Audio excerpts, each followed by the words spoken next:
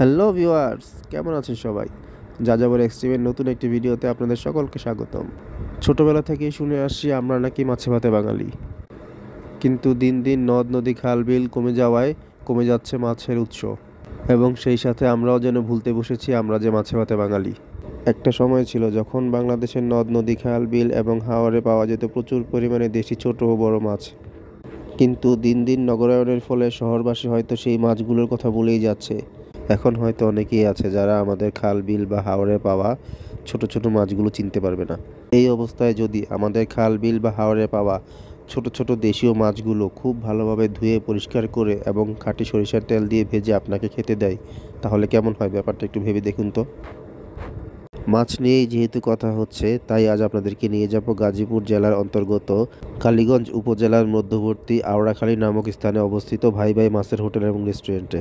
এবং বরাবরের মতোই আমি অয়ন আছি আপনাদের সঙ্গে।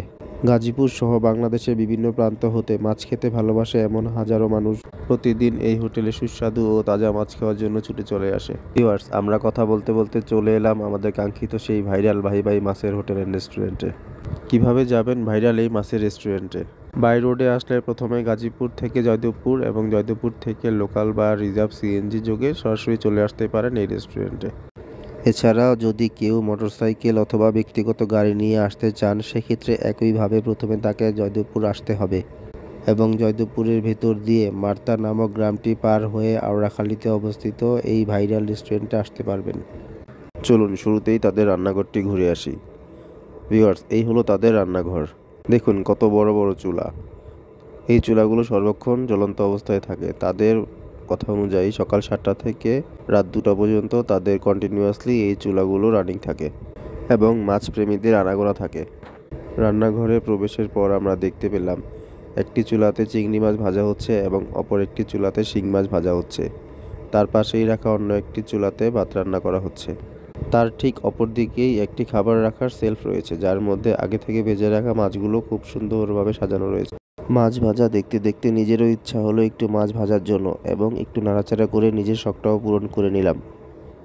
এরপর পুনরায় তাদের কারিগর মাছ ভাজতে শুরু করলো এবং সম্পূর্ণ মাছ ভাজা শেষ হওয়ার আগেই একটি চিংড়ি মাছ তুলে আমাকে দিল সেই মাছটির স্বাদ পরীক্ষা করার জন্য। মাছটি মুখে দিতেই খুব ভালো লাগলো। আসলেই রান্না খুব মজার ছিল। সকল প্রকার মাছগুলোকেই খুব ভালোভাবে ধুয়ে পরিষ্কার করে কোনো প্রকার পানি ছাড়া শুধু পেঁয়াজ এবং খাঁটি সরিষার তেল দিয়ে দো পেঁয়াজু করা হয়। মাছগুলোকে দো পেঁয়াজু বা ভাজার ক্ষেত্রে কোনো প্রকার পানি ব্যবহার না করায় মাছগুলোর স্বাদ এবং গন্ধ সম্পূর্ণ অক্ষুণ্ণ থাকে। চলুন এবার ডাইনিংয়ের দিকে যাওয়া যাক। এই হলো তাদের সুবিশাল ডাইনিং স্পেস। রেস্টুরেন্টের বাইরের দিকটা একটু দেখুন।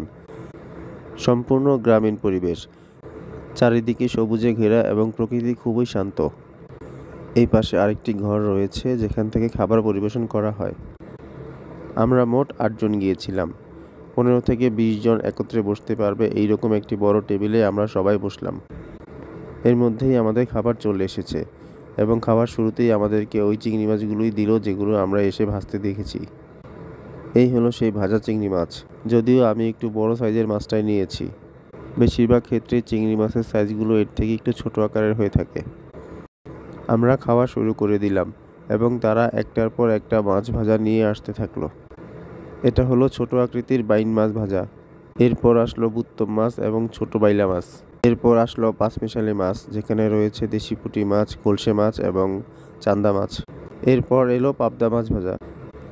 কয়েক প্রকারের মাছ ভাজার সঙ্গে ছিল এক প্রকারের মাছের ভর্তা। এরপর দেওয়া হলো শিং মাছ ভাজা, যেই শিং মাছগুলো আমরা শুরুতেই ভাজতে দেখেছিলাম। এর মাঝে দেওয়া হয়েছিল চিংড়ি মাছের চানাচুর, যা সবথেকে ছোট ছোট চিংড়ি মাছগুলো দিয়ে তৈরি করা হয়। অনেকে একে চিংড়ি মাছের সালাদ বলে থাকে।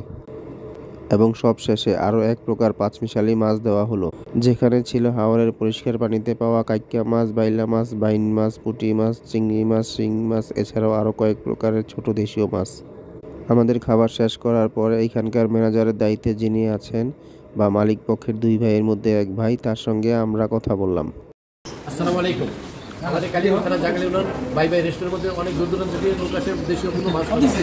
আমাদের মাছের নাম হলো পুঁটি মাছ, শিং মাছ, ট্যাংরা মাছ, পুঁটি মাছ, বাইং মাছ, বাইলা মাছ, মলা মাছ, চান্দা মাছ, গুইসা মাছ, কলসা মাছ, দাঁড়িয়া মাছ, বেলা মাছ, বলি মাছ, পাবদা মাছ, কলসা মাগুর মাছ, রুই মাছ, কাতল মাছ, শোল মাছের বোনা, এমনি করে 20 থেকে 28 প্রকার মাছ থাকে আমাদের টেবিলে। ভাত খাবো কম, মাছ খাবো বেশি, এই সেই হোটেল থাকবে সেবা দিব আন্তরিকতা।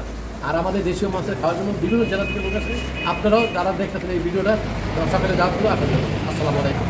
তার মুখ থেকেই আমরা শুনলাম এই হোটেলে কীভাবে আসতে পারবেন এবং হোটেলটির অবস্থান কোথায় আছে, এই হোটেলে কি কি মাছ পাওয়া যায় ইত্যাদি। ভিউয়ার্স, এটা কোনো প্রমোশনাল ভিডিও না, তাই যতটুকু সত্য এবং অথেন্টিক আমি ততটুকুই জানানোর চেষ্টা করেছি। ভালো মন্দ সব জায়গাতেই আছে, তাই আমি বলবো এখানে খাবার খেতে গেলেও কিছু সাবধানতা অবলম্বন করবেন। প্রথমত, খাবার শুরু করার পূর্বেই দরদাম করে নেবেন এবং কি কি মাছ খাবেন তা ঠিক করে নেবেন। দ্বিতীয়ত, খেয়াল রাখবেন যে তারা আগের দিনের মাছগুলোকে নতুন করে ভেজে আপনাদের দিচ্ছে কিনা। তৃতীয়ত, যারা দুপুরের পরে খেতে যাবেন তারা আগের দিনের পাশাপাশি অবশ্যই এটা খেয়াল রাখবেন যে সকালে ভেজে রাখা মাছগুলো তারা আবার ভেজে দিচ্ছে কিনা। সবশেষে আবারও বলছি, এখানকার ভাজা প্রতিটি মাছই খুব মজাদার ছিল এবং তাদের রান্নাটা অসম্ভব ভালো ছিল। যারা মাছ খেতে ভালোবাসেন তারা অন্তত একবার হলেও এখানে আসবেন, আশা করি ভালো লাগবে। আজকের মতো এ পর্যন্তই। যাযাবর এক্সটিভির সঙ্গে থাকার জন্য সকলকে আন্তরিক ধন্যবাদ।